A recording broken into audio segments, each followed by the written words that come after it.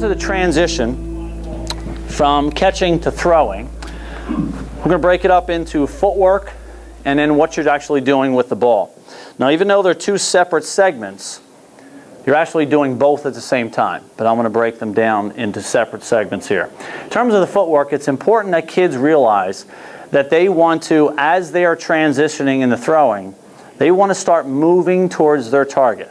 A lot of young kids, if they'll catch a fly ball or ground ball, they'll catch, and then they kind of just turn, but they don't really go anywhere. They just turned, and they have no momentum with their body. So you want to try to get kids in the habit of moving towards the target as they are taking the ball out. So if I'm going to catch the ball here, I want to be moving towards my target as I'm getting the ball out. So they want to be gaining ground. They're generating some momentum, which is going to help with their power on their throw, and it's also going to help with accuracy as well. Now, in terms of how that footwork takes place, there's a few variations. And with young kids, it's not all that important as to which one they pick. There's some coaches at the major league level that they will say one's better over another, but all can apply depending on what position you're playing. One way is to shuffle, where a kid catches the ball and he just shuffles towards his target before he throws. Another way is to what is called replace and step, where I would replace this foot with this one and then step forward. So it would be catch, replace, and step, and throw. Okay, that's another way.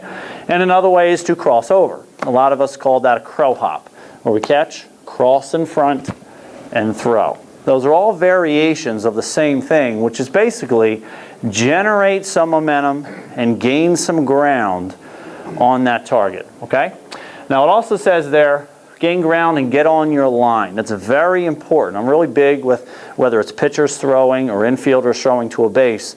They have to get on that imaginary line, which is going to take them to their target. So if I'm an infielder, for example, first base is always going to be to my left.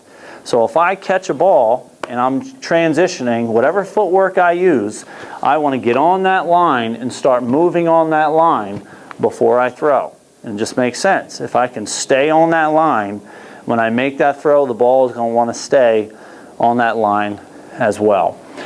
So gaining ground, getting kids on that line, the footwork can vary, but the principle is the same. Get them moving, gaining ground towards their target. Now, later on tonight, I do have a seminar in one of the gyms, which is about drills and stuff. And one of the drills I'll mention it here in case you're not planning on going to that one. I call it the shuffle drill. And what kids do is they catch and they start shuffling on that imaginary line. They keep doing it until you say now. And when you say now, that's when they throw. So you're getting them in the habit of shuffling and moving and moving. And there's some kids where very shortly after catching the ball, you say now, and they throw.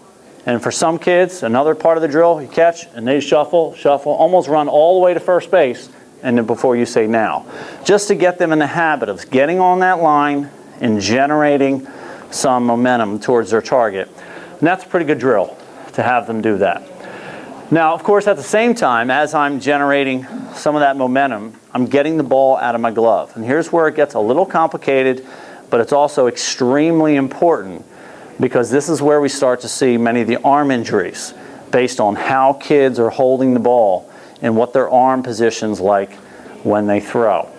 So the first thing that I'll tell kids is make sure you try to grab a seam. So if I catch a baseball, if I'm a little kid, T-ball, I want to try to feel for a seam anywhere, okay, on the ball, because that's going to help me get a better grip of the ball. Now, as kids get older, the middle school, high school level, I want them to not only grab a seam, but I want them to find across the seams. Now you would think, well, Coach, how does he do that? I mean, a kid doesn't have time to catch, look at the ball, and then step and throw. I mean, the guy's going to be safe. Okay? Well, the more you do it, the more it just happens by nature. So if I hold the ball up, catch, I'm across seams. Okay? Catch, I'm across seams. Okay? I've done it millions of times that my hand just does it. And even in a fast pace of a game, a double play, it's just boom, boom. What if it's slow motion? I'm catching, and as I'm bringing the ball out, I'm turning the ball for across the seams. And if you go home, if you have any baseball cards at home or anything like that, if you look at any card that has a major league player in the process of throwing, every single one of them will have their hands across the seams like this. That didn't happen by accident, okay? They practiced that and done it so many times, their hand just naturally does it. But young kids, they're still learning that, and so just finding any seam is okay with them. But as you get older, kids are going to go across the seam. That's something I used to do. My dad taught me that when I was really little, and I was fascinated by that, especially when I saw like my heroes like Larry Boa, and which I can't stand now, but Larry Boa at the time. I see pictures and I say, wow, my dad's right. Every single time he throws the ball, it's across the seams. That's amazing. How does he do that? And my dad just showed me. He just come up with seams, okay? Because he was a middle infielder. When he was younger, he learned that. And so I sit watching TV, watching the Phillies, come up with the seams. Just hold the ball at the top, call the seams. And so I've done it so many times, my hand just does it automatically. I don't even think about it. So that's a big thing, is just getting a grip that helps with accuracy. The next two here are really important in terms of safety. Now, when a kid brings a ball out of his glove, it happens so fast that sometimes we miss some things. But there's a couple things that all kids have to do. And I tell young kids, it's almost like a holster. Okay, if you guys have like toy guns, a toy holster, you put it right on the hip here. And so if I'm going to pretend I'm going to shoot one of those quick shooters, have my hands here and then go right to my hip and pull the gun up, okay? If I have a baseball and I catch, I'm going to put the ball right to my hip as if my holster is right there, okay? Now it's important that the fingers are on top.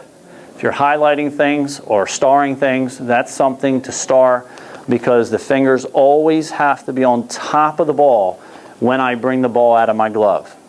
One of the big mistakes kids make, and it's very difficult to change, and it can lead to major arm problems. As kids get older and they start to play on the bigger fields and have to make longer throws, they bring the ball out of their glove and they do this. They bring their fingers under the ball, and that is, when they throw, going to put a lot more stress across their elbow and their shoulder. Okay, so just starting off by keeping their fingers on top of the ball as opposed to here is going to set their arm up for a much safer throw. Now you have to understand, when you're doing throwing, there's no such thing as perfect mechanics, okay? Because anytime I lift my arm above my shoulder, I'm working against the way my shoulder and my elbow are supposed to move. That's why there's so many arm injuries in baseball. Actually, anybody who has an occupation who works above their head, like painters, people hanging drywall, they develop a lot of shoulder problems because that's not what your arms are meant to do, all right? And because the shoulders aren't meant to work like this. And so that's why baseball players, even if they have great mechanics, are still putting a lot of stress on their arm there. So we have to make sure we do everything we can, and it starts by getting the fingers on top of the ball right to start. Now in terms of front arm up and tricep, on the way to my target, I've caught, I've done my footwork, I brought the ball out to my hip, fingers on top, and I'm bringing my front side up so that I have something to pull down with when I actually throw. So that transition is basically from here to here. That's basically the transition. We want to bring that arm up.